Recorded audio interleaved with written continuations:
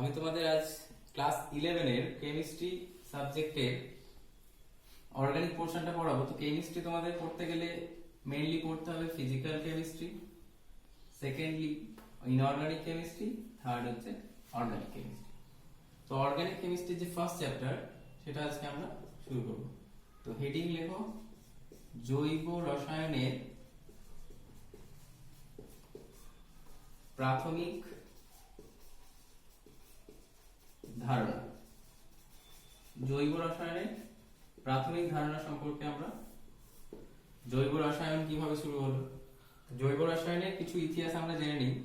যে প্রথমে যে আমাদের সমস্ত প্রকৃতিজাত পদার্থ রয়েছে সেই প্রকৃতিজাত পদার্থগুলোকে উৎস অনুযায়ী বিজ্ঞানী লেমেরি তিনটি শ্রেণীতে ভাগ করেছেন। প্রথমত হচ্ছে প্রাণীজ উৎস থেকে পদার্থ, দ্বিতীয় হচ্ছে উদ্ভিজ্জ উৎস থেকে যেসব পদার্থ পাওয়া যায় সেগুলো, তৃতীয় হচ্ছে খনিজ উৎস থেকে যেগুলো পাওয়া যায়। প্রাণীজ প্রকৃতিজাত সমস্ত পদার্থগুলোকে প্রাণীজ উৎস, উদ্ভিজ্জ উৎস এবং খনিজ উৎস, এই উৎস অনুযায়ী তিনটি শ্রেণীতে ভাগ করেছিল বিজ্ঞানী লেমেরি। সাল হচ্ছে 1675 সালে এই ভাগ করেছিল। পরবর্তীতে বিজ্ঞানী ল্যাভয়সি কি করলেন যে এই যে তিনটি শ্রেণীতে ভাগ, তো তার সেই বিষয়ে তিনি পরীক্ষা শুরু করলেন এবং 1784 সালে বিজ্ঞানী ল্যাভয়সিয়ে 1784 সালে বিজ্ঞানী ল্যাভয়সিয়ে বিভিন্ন পরীক্ষা নিরীক্ষার মাধ্যমে দেখালেন যে সমস্ত উদ্ভিদজাত এবং প্রাণীজ পদার্থের মধ্যে কার্বন বর্তমান, বিভিন্ন পদার্থের মধ্যে কার্বন ও হাইড্রোজেন, এছাড়াও রয়েছে নাইট্রোজেন,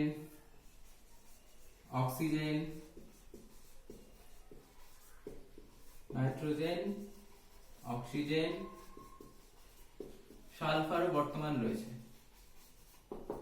এই সমস্ত কিছু থেকে পরবর্তীকালে কি করা হয়েছে যে এই যে লেমেরি প্রদত্ত প্রকৃতিজাত পদার্থের যে তিনটি ভাগ, সেই তিনটি ভাগকে পরিবর্তন করে দুটি ভাগে ভাগ করা হয়েছে। যেহেতু সমস্ত প্রাণীজ এবং উদ্ভিজ্জ পদার্থের আবশ্যিক উপাদান হচ্ছে কার্বন, তাই পরবর্তীকালে এই পদার্থগুলোকে ভাগ করে দুটো ভাগ করা হয়েছে। এই দুটো ভাগ হচ্ছে, একটা হচ্ছে উদ্ভিদ ও প্রাণীজাত পদার্থ থেকে উৎপন্ন পদার্থ,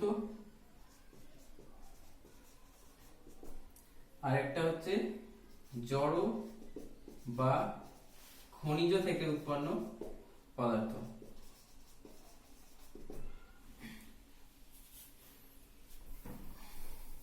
তো এরপরে আমরা আসবো যে এই যে এখানে বলা হচ্ছে যে জৈব পদার্থ অর্থাৎ প্রাণীজ বা উদ্ভিজ্জ পদার্থ বা প্রাণ শক্তি যার মধ্যে রয়েছে সেগুলো থেকে যেসব পদার্থ উৎপন্ন হচ্ছে সেগুলোকে বলছে জৈব পদার্থ, ঠিক আছে। আর যেগুলো খনিজ থেকে বা প্রাণহীন পদার্থ থেকে সেগুলোকে বলছে অজৈব পদার্থ। অষ্টাদশ শতাব্দীর সময় থেকে অষ্টাদশ শতাব্দীর শেষের দিকে অষ্টাদশ শতাব্দীর শেষ পর্যন্ত সমস্ত রসায়নবিদগণ মনে করতেন, তাদের ধারণা ছিল যে কেবলমাত্র প্রাণ শক্তি ছাড়া জৈব পদার্থ তৈরি করা, প্রাণ শক্তিকে বাদ দিয়ে জৈব পদার্থ তৈরি সম্ভব নয়। কিন্তু পরবর্তীতে কিছু বিজ্ঞানী এই ধারণা ভুল প্রমাণ করেছে। পরবর্তীতে দেখা গেছে 1828 সালে জার্মান রসায়নবিদ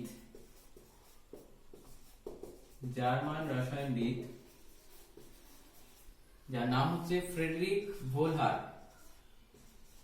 ফ্রেডরিক ভোলার তিনি কি করলেন, অ্যামোনিয়াম সায়ানেট বলে একটা অজৈব যৌগ, অ্যামোনিয়াম সায়ানেট NH4CnO, এই পদার্থ থেকে তাপ দিলে দেখা গেল এর মধ্যে রিঅ্যারেঞ্জমেন্ট মানে পুনর্বিন্যাস বিক্রিয়া ঘটে, এখানে তৈরি হচ্ছে ইউরিয়া, যা ইতিমধ্যে ইউরিয়া যৌগটি স্তন্যপায়ী প্রাণীদের মূত্রে পাওয়া যায়, সেই জন্য ইউরিয়াটাকে জৈব পদার্থ বলে ইতিমধ্যে ঘোষণা করা হয়েছে। তো এটার নাম হচ্ছে ইউরিয়া, এটার নাম হচ্ছে অ্যামোনিয়াম সায়ানেট। এই অ্যামোনিয়াম সায়ানেট একটা অজৈব পদার্থ, আর এই অজৈব পদার্থ থেকে আমরা জৈব পদার্থ কৃত্রিম উপায়ে তৈরি করতে সমর্থ হল। সেই যিনি সমর্থ হলেন তিনি হলেন জার্মান রসায়নবিদ ফ্রেডেরিক ভোলার। তাহলে পূর্বে যে ধারণা ছিল রসায়নবিদদের মধ্যে, সেই ধারণা ভুল প্রমাণিত হলো। এর পরবর্তীতে আরো কৃত্রিমভাবে যৌগ তৈরি হয়েছে। 1828 এর পর 1845 খ্রিস্টাব্দে বিজ্ঞানী কলবে 1845 খ্রিস্টাব্দে বিজ্ঞানী কলবে কার্বন, হাইড্রোজেন ও অক্সিজেন এর সাহায্যে অ্যাসিটিক অ্যাসিড প্রস্তুত করেন পরীক্ষাগারে কৃত্রিম উপায়ে পরীক্ষাগারে অ্যাসিটিক অ্যাসিড প্রস্তুত করেন। এটিও একটি জৈব যৌগ।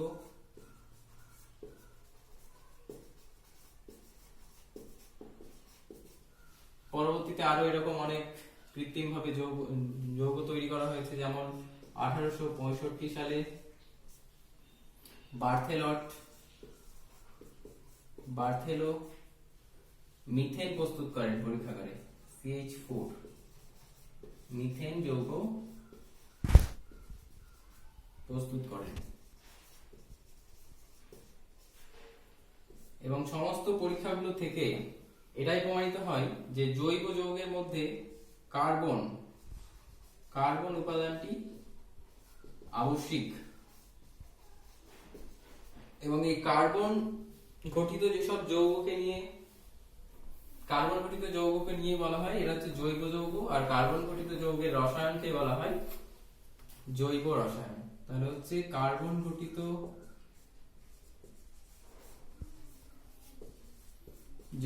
যৌগ হচ্ছে জৈব যৌগ,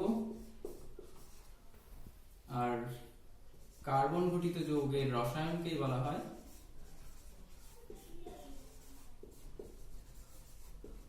রসায়নিক হলো জৈব রসায়ন। এটা হচ্ছে জৈব যৌগ। কিন্তু কার্বন গঠিত যৌগ মানেই যে জৈব যৌগ, সেটাও সম্পূর্ণ ঠিক নয়। কারণ কার্বন গঠিত অনেক যৌগ আছে, যেমন CO2 carbon die oxide, CO carbon monoxide, বা বিভিন্ন ধাতব কার্বনেট,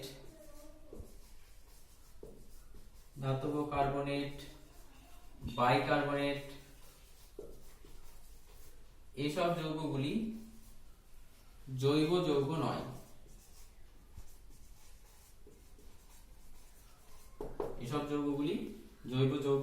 এগুলো অজৈব যৌগ। কারণ হিসেবে বলা যায় যে এগুলো হচ্ছে অজৈব পদার্থ থেকে উৎপন্ন, অজৈব পদার্থ থেকে এগুলো তৈরি হয়েছে, কার্বনেট, বাইকার্বনেট ইত্যাদি যৌগ। আর এগুলো ক্যাটিনেশন ধর্ম, কার্বনের যে ক্যাটিনেশন ধর্ম আর সমবায়ক ধর্ম সেটা দেখায় না।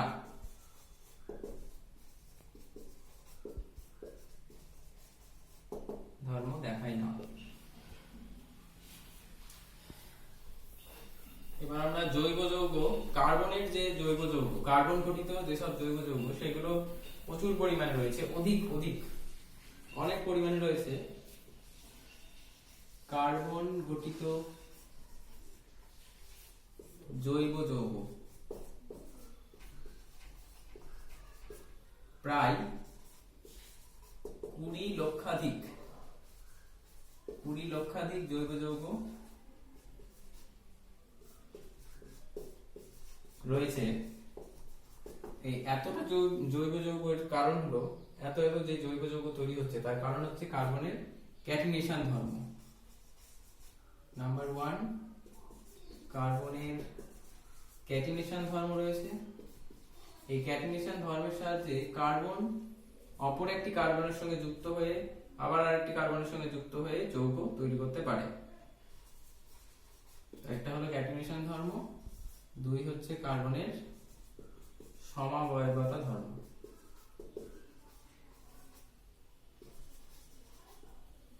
যেমন কার্বন কার্বন কার্বন কার্বন, এইভাবে অনেক যৌগ কার্বনের সঙ্গে যুক্ত হয়ে অনেক যৌগ তৈরি হয়। আবার সমবায়গত ধর্মের ক্ষেত্রে দেখা যায় যে মলিকুলার ফর্মুলা যদি এক হয় এবং তাদের মধ্যে বিভিন্ন ধর্মের পার্থক্য দেখা যায়, যেমন এটা রয়েছে ইথার আর এটা হচ্ছে অ্যালকোহল, এটা হচ্ছে একে অপরের সমাবয়ব।